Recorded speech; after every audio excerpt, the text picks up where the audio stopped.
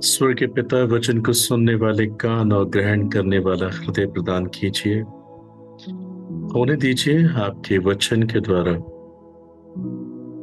मेरे लोगों के विश्वास मजबूत हो, वो आपके आगमन के लिए तैयार किए जाए। और जब तक आपने उनको जमीन पर रखा है, उनके संपर्क में आने वाले तमाम लोगों को वो प्रभावित कर सके आपके लिए, और एक ऐसा जीवन जी सके जिसके द्वारा सिर्फ और सिर्फ आपकी महिमा होती है। जो किसी भी प्रकार से बीमार है, निराश है, परेशान है, गमज़दा है, आपके वचन के द्वारा आप उन्हें स्पर्श कीजिए, उन्हें स्वस्थ कीजिए। जो प्रश्नों से भरे हैं, आप उन्हें जवाब दीजिए। जो बहुत दूर है, वो आपके नजदीक आ जाए। अनुग्रह करना प्रभु हर एक आत्मा पर, और इस वचन पर आपके लहू की सुरक्षा मांगता हूं। आप ब्रदर स्टीफन, उनकी फैमिली, उनकी मिनिस्ट्री को ब्लेस कीजिए, उनके लोगों को आशीषित कीजिए, ताकि प्रभु सभी लोग आपके राज्य में एक नया नाम पाए। इन सब की सभी भौतिक और आत्मिक आवश्यकताओं को अपने राज्य से पूरा करें। मैं विश्वास करता हूं कि आपने हमारी प्रार्थना को सुना है, और हमारे बीच में, हमारे जीवनों में, दिलों में हम आपका स्वागत करते हैं। यीशु मसीह के नाम से मांगते हैं, आमीन। हालेलुया।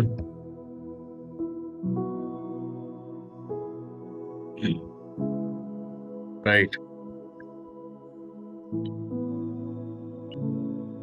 मैं आपके साथ वचन का मनन करना चाहूंगा। भजन संहिता 11वें अध्याय से, द बुक ऑफ साम chapter 11 and versus from 1 to 7। बहुत बड़ा नहीं है, बहुत छोटा सा भजन है, और इसका टाइटल है परमेश्वर पर भरोसा। भजन 11 अध्याय। मुझे बताएं, आप सब लोग सुन पा रहे हैं? बेहतर होगा अगर आप सभी लोग वीडियोस ऑन कर लें। इनकी वीडियोस ऑन नहीं, वीडियोस ऑन कर लीजिए, अच्छा लगेगा। मैं आपको देखूं, आप मुझे देखें। So Psalm chapter 11 verse 1, पहले पद में ऐसा लिखा है, मेरा भरोसा परमेश्वर पर है। तुम कैसे मेरे प्राण से कह सकते हो कि पक्षी के समान अपने पहाड़ पर उड़ जा। दाऊद ने अपने विरोधी, अपने शत्रु से ये बात कही, और ये बात उसने प्रार्थना में कही कि कैसे कोई शत्रु से कह सकता है पक्षी के समान अपने पहाड़ पर उड़ जा।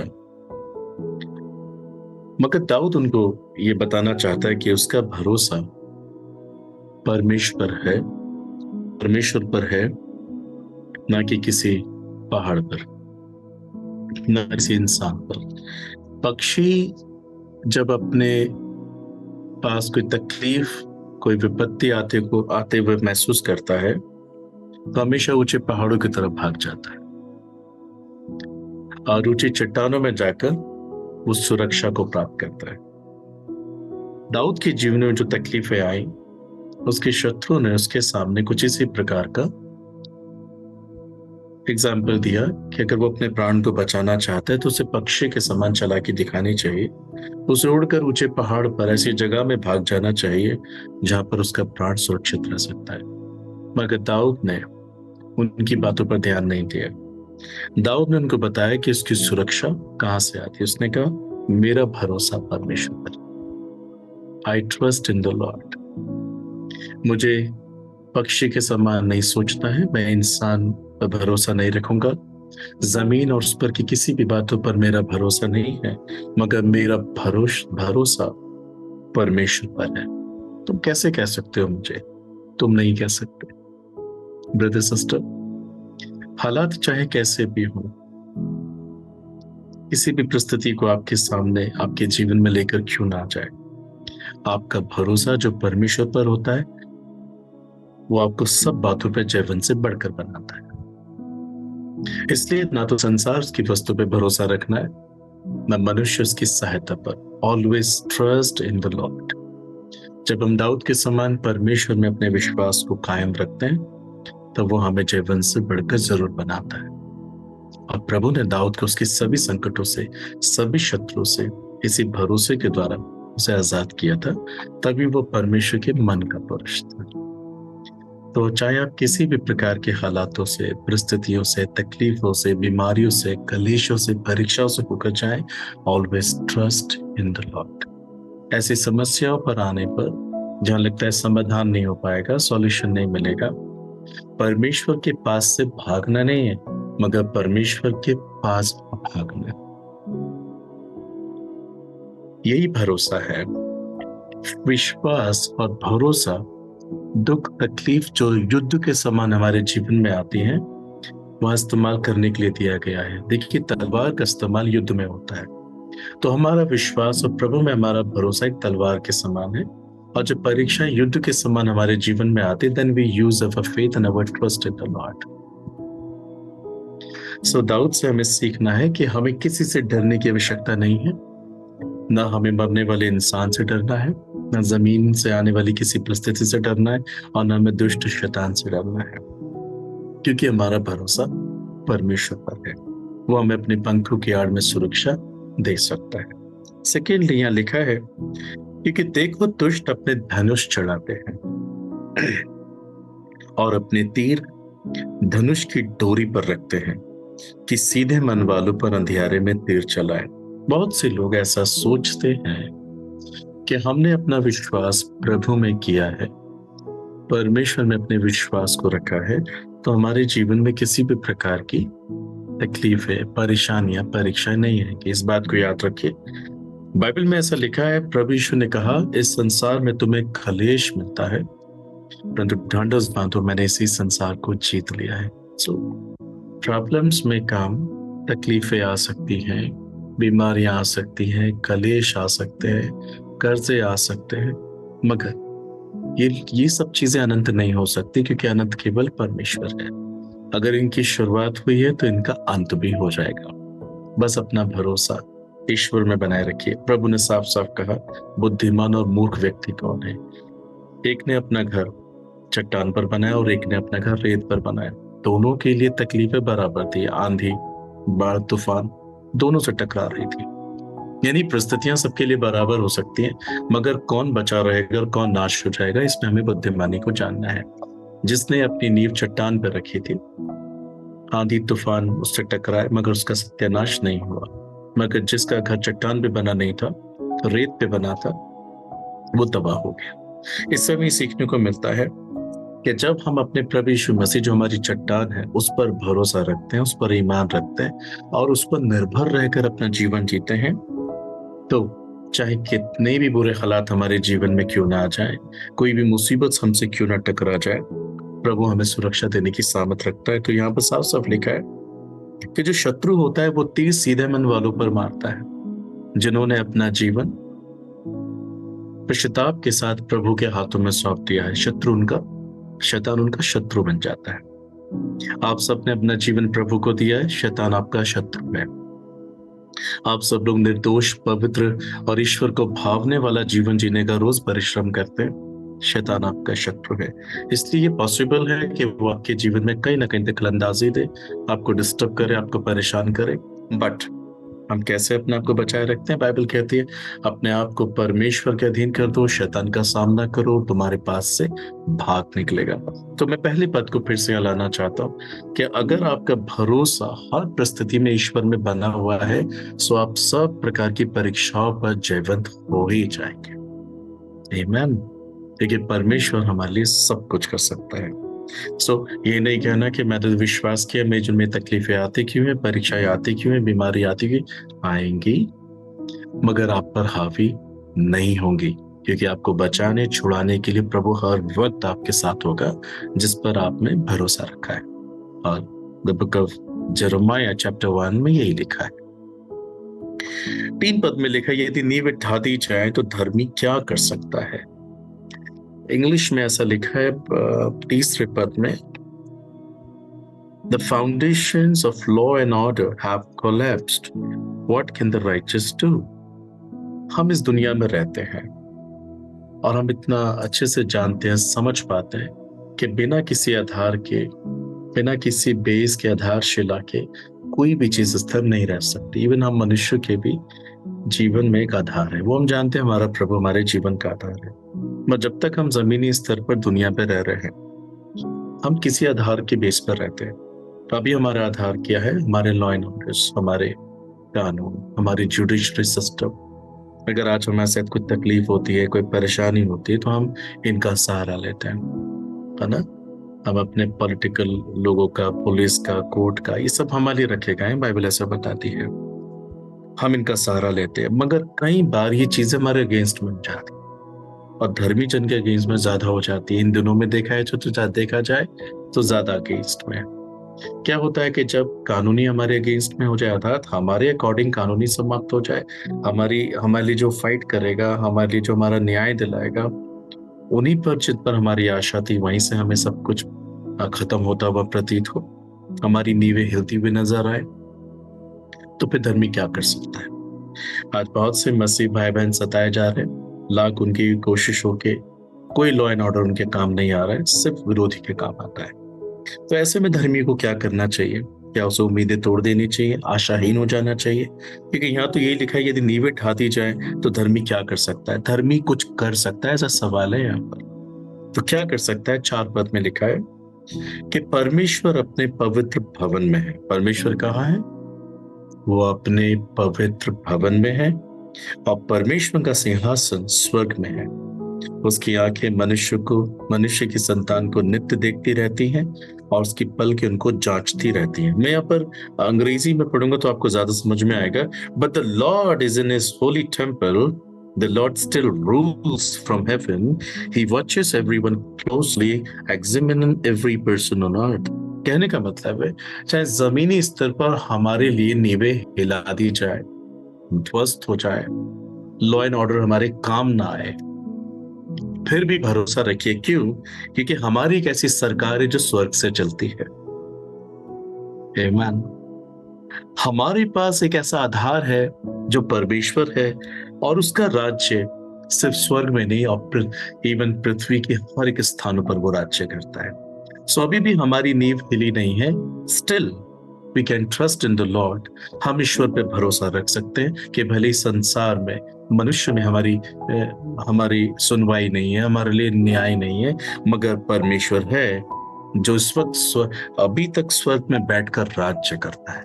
वह हमारी सुनवाई होगी जब हम प्रार्थनाएं करेंगे, उस पर भरोसा रखेंगे, उपवास के साथ उसे पुकारेंगे। सो परमेश्वर जो सभी स्वर्ग और पृथ्वी के स्थानों पर राज्य करता है, वो स्टिल उसका राज्य बना हुआ है। वो हमें छोड़ के नहीं जाएगा, हमारी आधारशिला हमें छोड़कर नहीं जा सकती, क्योंकि वही वहां से हर एक इंसान को देख रहा है और उनको जांच रहा है।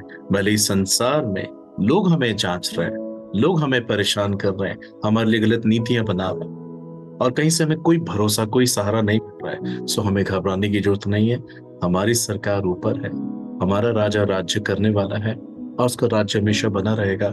जब हम वहां अपने केस को लेकर जाते हैं, प्रार्थना के साथ, निवेदन के साथ, लिखें किसी भी बात की चिंता मत करो, परंतु तुम्हारे निवेदन, तुम्हारी प्रार्थनाएं, तुम्हारी विनतियां धन्यवाद के साथ प्रभु के सम्मुख अर्पित किए जाए।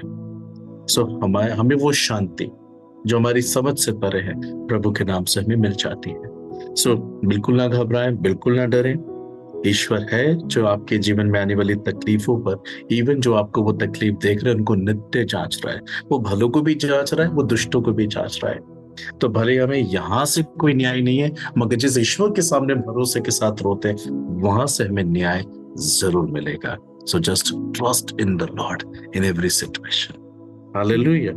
सो आपका मन, एक्सक्यूज मी, क्योंकि जैसे जैसे हम संसार में आगे बढ़ेंगे, हमें ऐसा महसूस होने लगेगा कि जैसे हमारी कोई सुनवाई है ही नहीं। जो चीजें कभी हमारी पहचान में थी, हमारी रीच में थी, वही चीजें हमारे अगेंस्ट में हो जाएंगी और हो रही है। तो बिल्कुल ना घबराए ऐसे वक्त में भी, क्योंकि परमेश्वर है जो राज्य करता है। वहां हमारी सुनवाई होती है, होती रहेगी और होती आई है।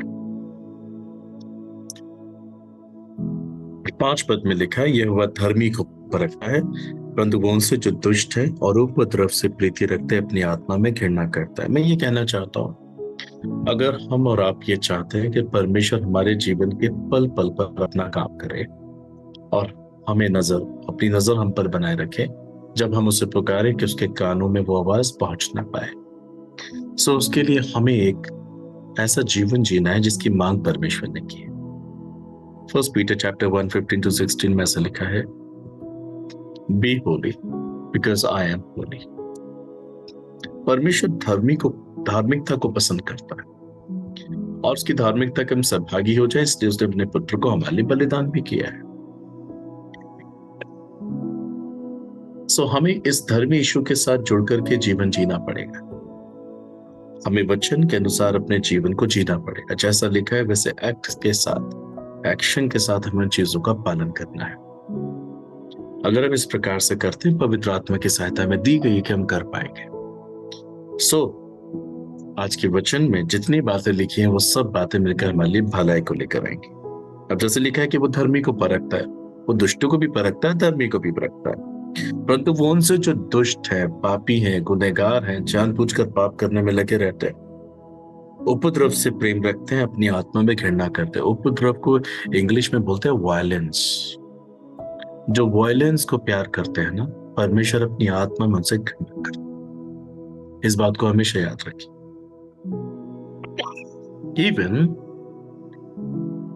आप प्रभु के विरोध में ही मार खा रहे हैं, मतलब कोई आपका विरोध कर रहा है, मार खा रहे हैं, दुख उठा रहे हैं, तो जो आपके साथ बुरा बर्ताव कर रहा है, आप उसके प्रति अगर आपने किसी भी प्रकार की बुरी विल प्लानिंग्स की, रिवेंज किया, बदले की भावना रखी, ये भी एक प्रकार का वायलेंस है। बदला लेने का काम हमारा नहीं, लेकिन वचन कहता है कि हम प्रभु के लिए मार खाते तो ढंग नहीं, बदला लेने का काम प्रभु परमेश्वर का है।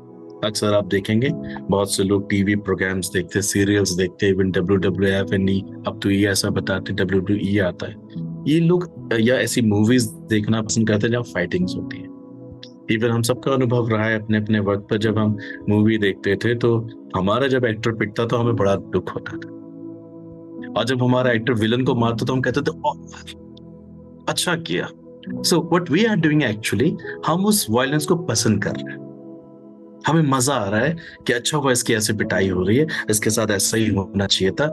ये भावना ना सिर्फ मूवी सीरियल में ही, ये भावनाएं हमने बहुत सी जगहों में यूटिलाइज की हैं। पड़ोस में अगर हमारे जो लड़ रहा था दूसरा पड़ोसी उसके साथ बुरा बर्ताव कर, तो हमें लोगों को बड़ी खुशी हो जाती है कि अच्छा हुआ इसके साथ ऐसा हो रहा है। तो चाहे वो आपके अपने के साथ हो या आपके बैरी के साथ हो, परमेश्वर कहता है डोंट लव द वायलेंस। तुम्हें रिवेंज से प्यार नहीं करना है, नफरत से प्यार नहीं करना है, बदले की भावना से प्यार नहीं करना है, क्योंकि हम ऐसी आत्मा के नहीं। हमारे कर दीजिए, थोड़े दिनों से थोड़ा सा गला ठीक नहीं है। सो बी केयरफुल, आप क्या वॉच करते हैं, वो आपके अंदर वायलेंस की भावना तो नहीं लाता। आपके विरोधी, आपके शत्रु के साथ जब कोई बुरा काम हो रहा तो आपके अंदर कोई रिवेंज की भावना तो नहीं आ रही है? क्या आप खुश तो नहीं हो रहे कि अच्छा हो रहा है इनके साथ?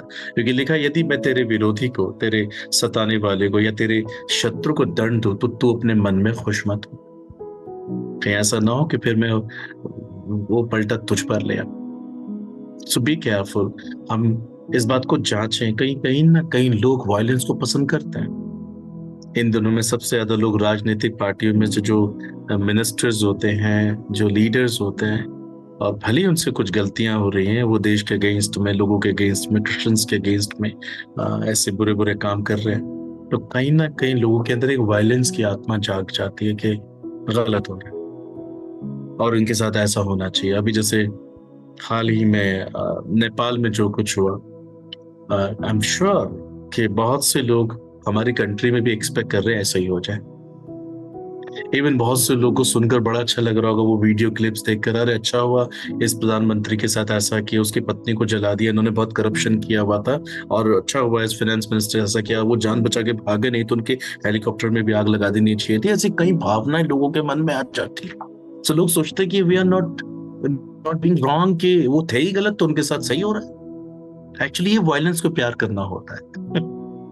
ये नफरत को प्यार करना होता है। अगर हम ऐसे ग्रुप में भी हैं, इंडिविजुअली ऐसी भावनाओं में भी हैं, हम कुछ नहीं कर रहे, हम ईश्वर के विरोध में पाप ही कर रहे हैं। और ये वायलेंस का पाप में परमेश्वर कहता है जितने लोग इसको प्यार करते हैं, मैं अपनी आत्मा में उनसे घृणा करता हूं। जीसस क्राइस्ट के साथ वायलेंस ही वायलेंस किया उन लोगों ने, पर उन्हीं के लिए वो क्या कहता है, पिता इन्हें माफ कर, ये नहीं जानते ये क्या कर रहे हैं। क्राइस्ट से बढ़कर तो किसी के साथ इतना बुरा नहीं हुआ। हम सब अपने अपने स्तर पर तो अपने लिए दुख उठाते हैं, मगर यीशु ने संपूर्ण मानव जाति के लिए अकेले ने दुख उठाया। सारी दुनिया उसके वॉइस के अगेंस्ट में काम कर रही थी, वायलेंस कर रही थी, बट ही लव्स, उसने प्यार किया। The nature of God is love. Yeshu Masih ने जमीन छोड़ने से पहले कहा, देखो जैसे मैंने तुमसे प्रेम रखा है वैसे ही तुम एक दूसरे से प्रेम रखना। इवन यीशु ने कहा, जब तुम एक दूसरे से प्रेम रखोगे तो इसी से लोग जानेंगे तुम मेरे चेले हो। तो यीशु वायलेंस को प्यार नहीं करते, यीशु रिवेंज को प्यार नहीं करते, वो क्षमा, दया, करुणा, भूल तरस को प्यार करते। ये हमारे प्रभु का नेचर है। बहुत से लोग एक्सपेक्ट कर रहे हैं कि हम जब प्रभु आएंगे हमको लेके जाएंगे। ये भावना अच्छी है, हम सबके अंदर आनी भी चाहिए और यही हमारी आशा भी है, मगर हमें इसकी बारीकी में जाना चाहिए कि रिक्वायरमेंट क्या है वहां पहुंचने की।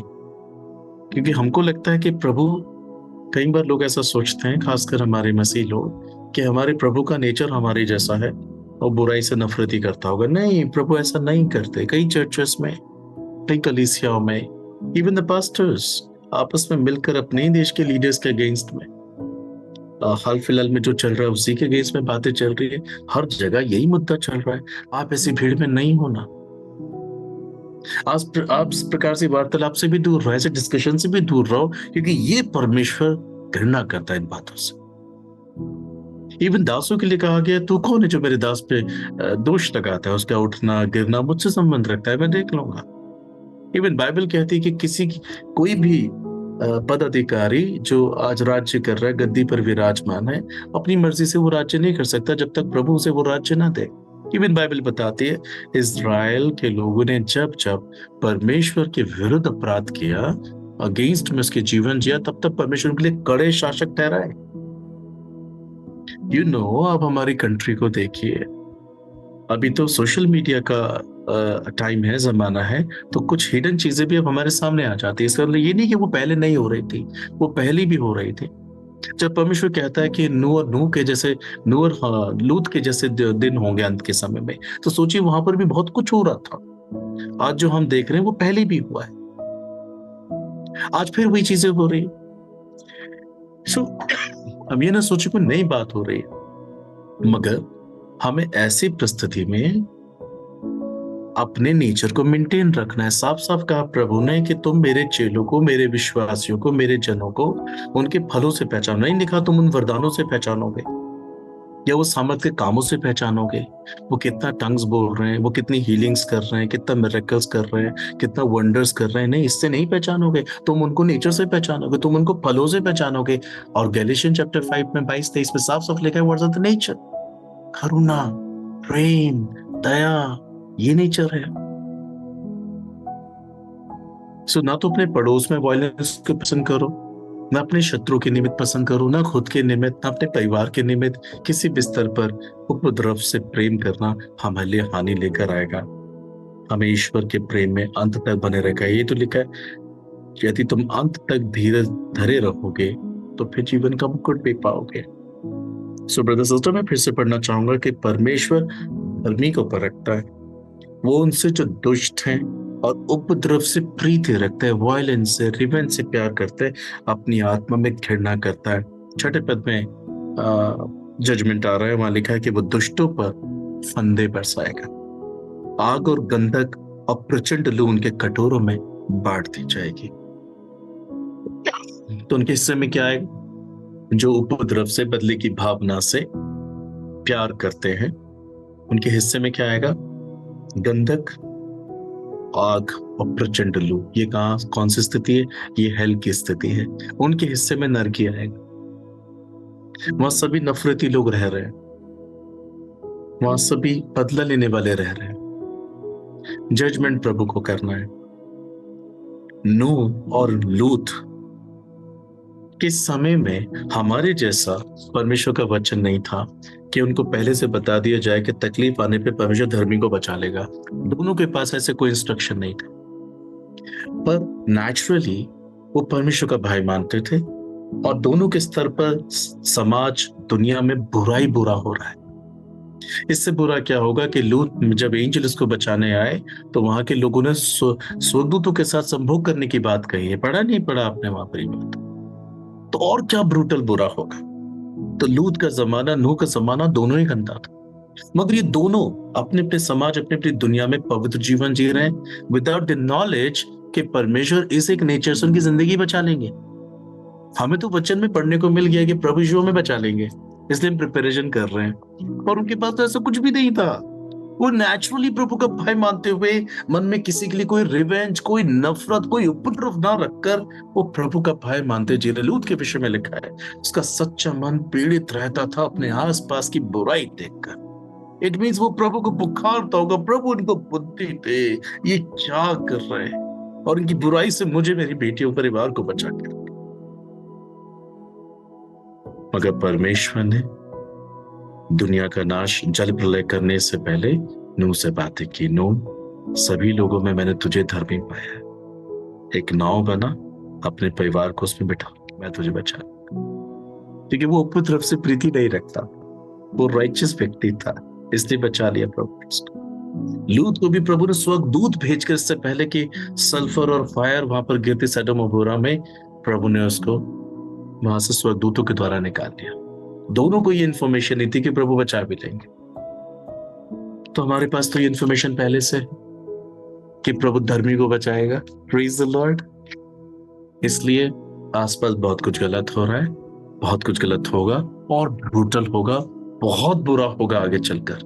अब कुछ अच्छा नहीं होगा, हम लाख प्रार्थनाएं कर लें, अब कुछ अच्छा नहीं होने वाला, क्योंकि अब हमारे प्रभु का आगमन होना है और अब हम सबको यहां से जाना है। इसलिए एक इंसान को अपना जीवन प्रभु के हाथों में सौंपकर जितना जीवन मिला है उसे वचन अनुसार जीना है। तो दुष्टों पर फंदे बरसाने का समय आ रहा है। आग और गंधक को प्रचंड लो उनके हिस्से में, उनके जो उनके हिस्से में बांटी जाएगी, जो उन्होंने कमाया है वही होगा। गैलेशियन चैप्टर 6 में लिखा, मनुष्य ठट्टा ना करो, धोखा ना खाओ मनुष्य, और ठट्टा ना करो, मनुष्य जो कुछ बोता है वही वो काटेगा। 7 पद में लिखा है, क्योंकि यहोवा धर्मी है, वो धर्म ही के कामों से प्रसन्न रहता है, धर्मी जन उसका दर्शन पाएंगे। धर्म ही के कामों से, यानी धार्मिकता वाले हृदय से प्रभु प्रसन्न रहता है, धार्मिकता वाले ख्यालों से, विचारों से, ऐसे डिस्कशन से, ऐसे कामों से ही प्रभु खुश रहता है। और धर्मी जन ही दर्शन पाएंगे और कोई नहीं पाने वाला। और मैथ्यू चैप्टर 5 में, पहाड़ी उपदेश में भी लिखा है कि धन्य वे जिनके हृदय शुद्ध होता है, वो परमेश्वर को देखेंगे। सो हमारे मन को शुद्ध होना, देखो हम कितना बड़ा मिनिस्ट्री कर रहे हैं, हम कितना ज्यादा लोगों को गॉस्पेल सुना रहे हैं, ये चीज ये हमें नहीं बचा सकती। This is our divine duty कि हमें गॉस्पेल प्रीच करना है, मगर इससे भी बड़ी हमारी ड्यूटी है कि हमने जो भी प्रीच किया, हम उस पर खुद कितना चल रहे थे, है ना। सिखाने के लिए तो 1000 लोग आ जाएंगे, बहुत लोग आएंगे, हमें कुछ ना कुछ सिखाते ही रहते हैं, पर जो सिखा रहा है या जो सुन रहा है, उन चीजों पर अमल कितना कर रहा है।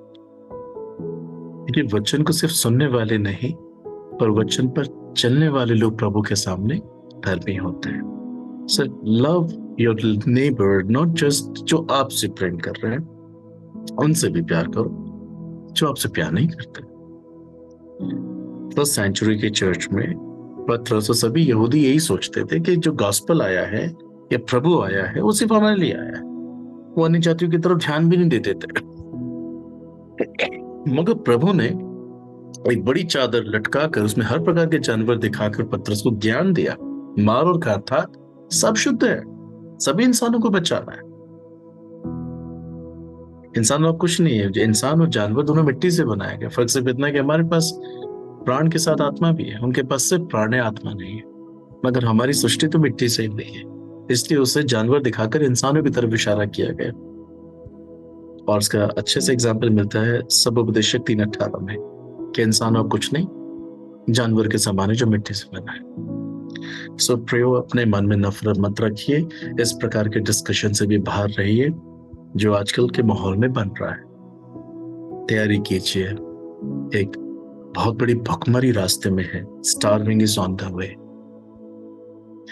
और ब्रूटल तरीके से मसीहों का विरोध होने पर है।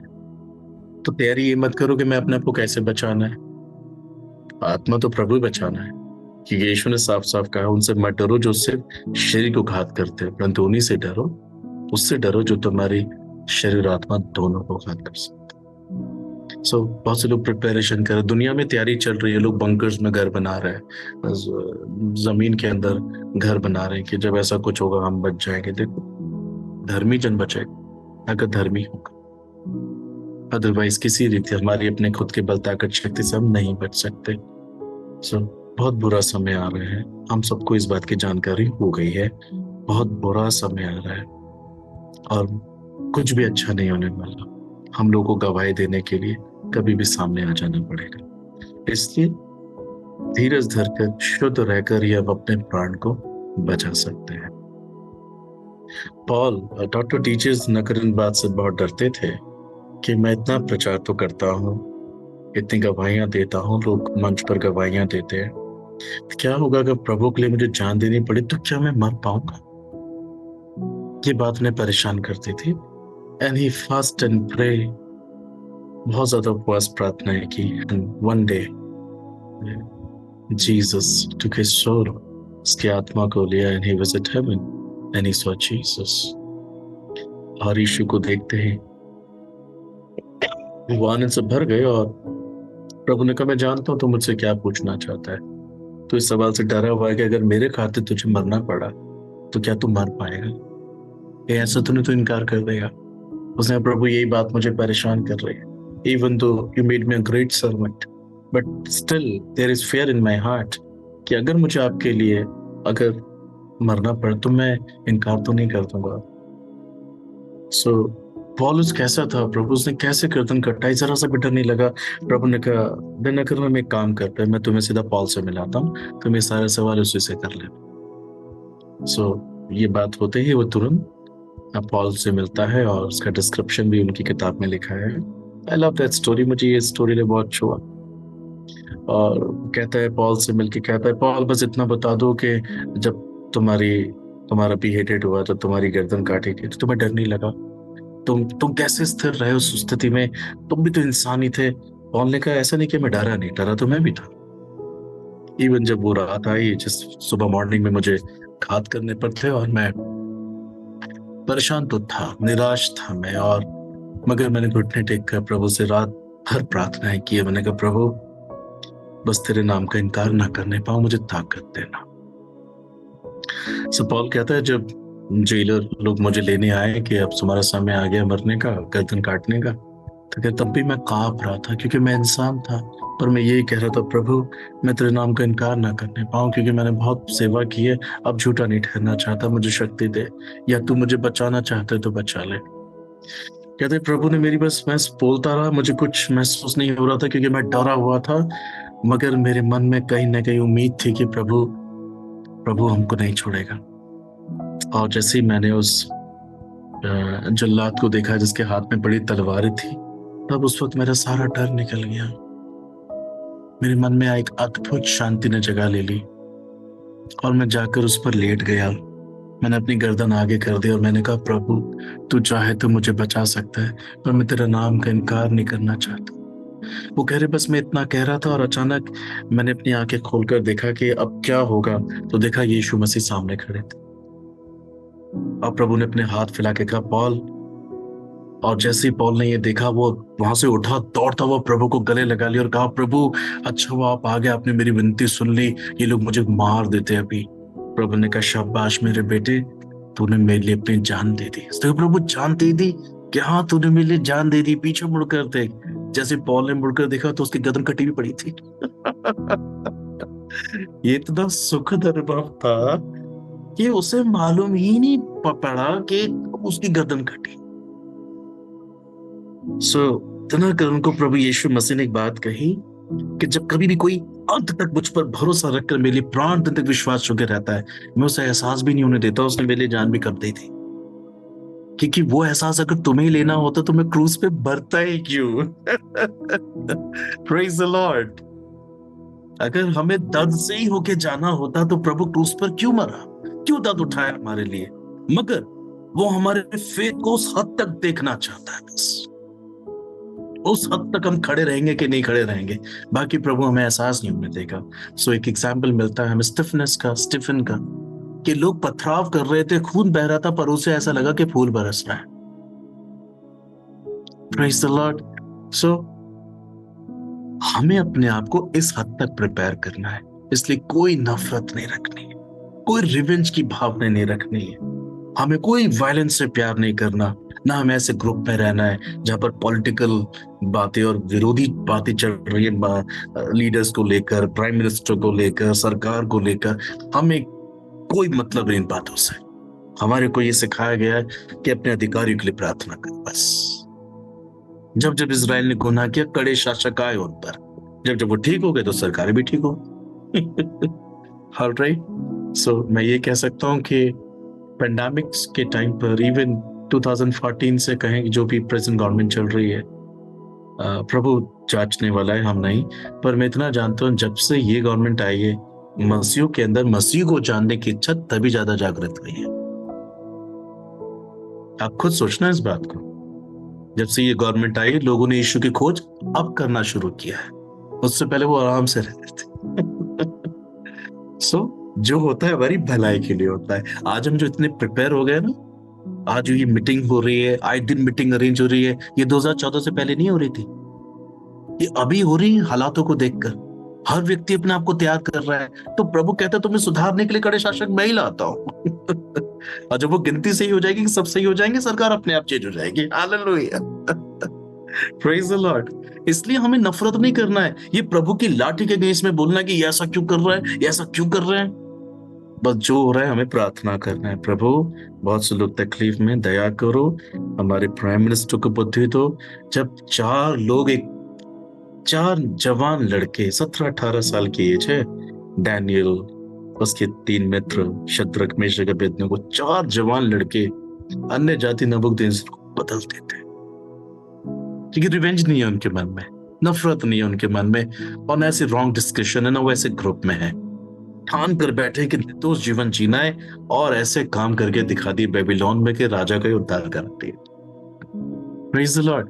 तो आज तो प्रभु के सिर्फ 4 नहीं, तरह कितने लाखों बेटे बेटियां हैं, मगर दुख इस बात का कि आज भी ढेर सारे लोग रिवेंज की भावना से बैठे।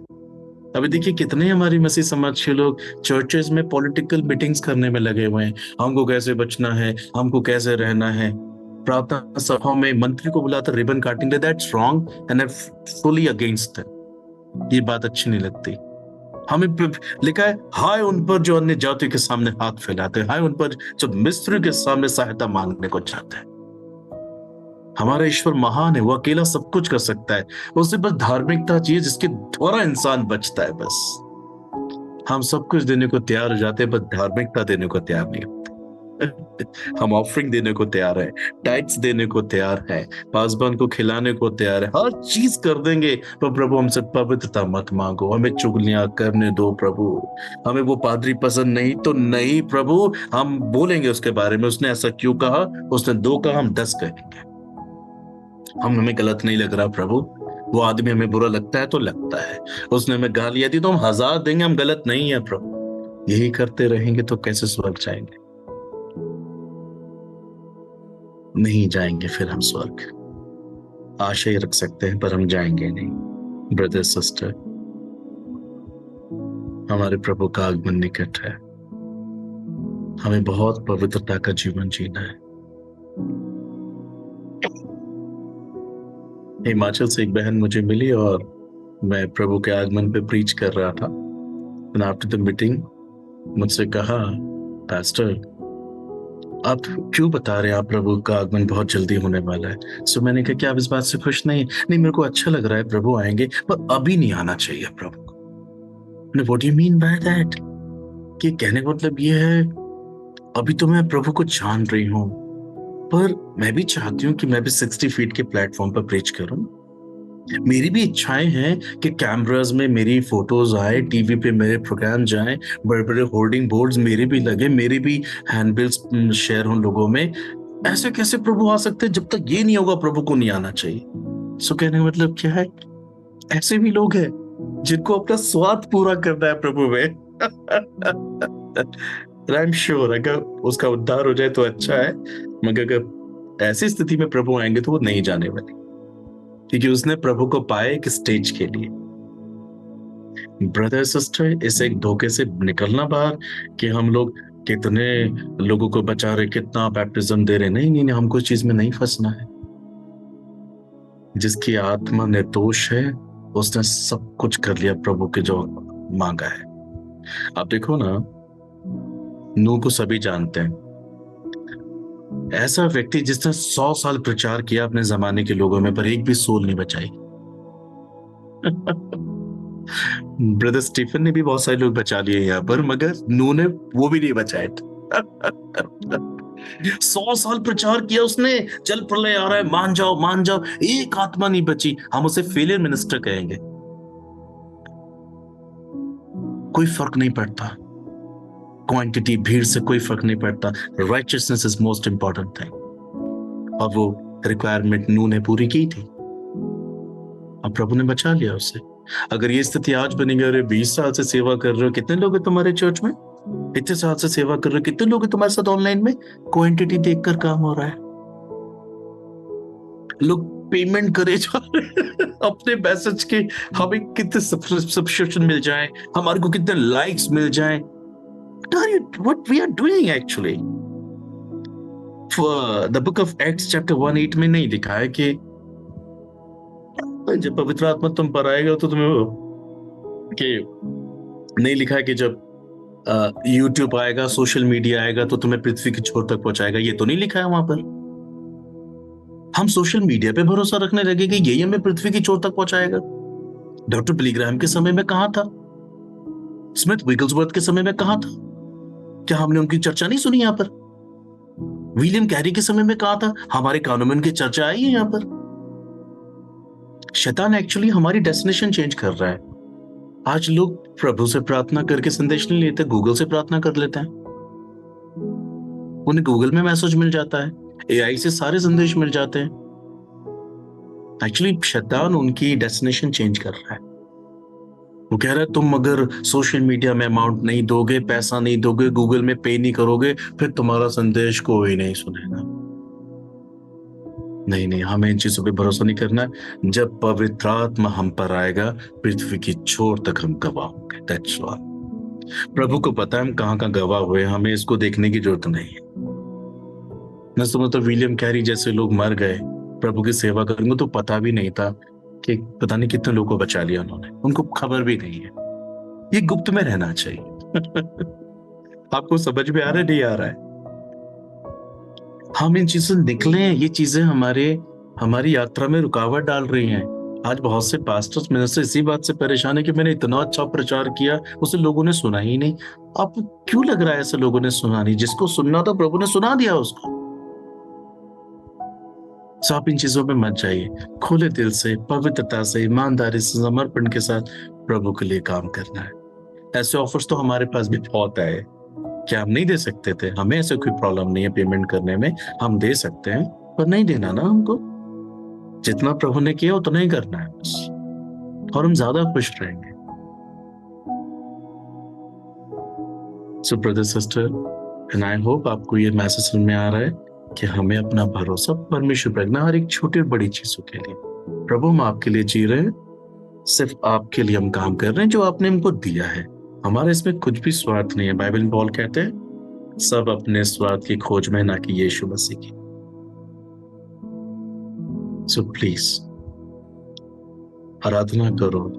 अब जैसे वो लविंग आंटी ने बड़ा अच्छा गीत गाया ना, ये आराधना है, वास्तव में ये आराधना है जो प्रभु को चाहिए। और वो हृदय से गा रही है, दिल से गा रही है, प्रभु के लिए गा रही है। कोई शो ऑफ नहीं है मन पर आजकल तो बहुत कुछ चेंज हो गया। तो प्रभु को खरे लोग चाहिए, पवित्र लोग चाहिए, ईमानदार लोग चाहिए, और यही हमारा गहना है, और इसी के आधार पर हमारा जजमेंट होना है। And I hope you all are blessed through this message. May God bless you. Thank you, brother. Thank you, sisters. Thank you. God bless you. Please over to you.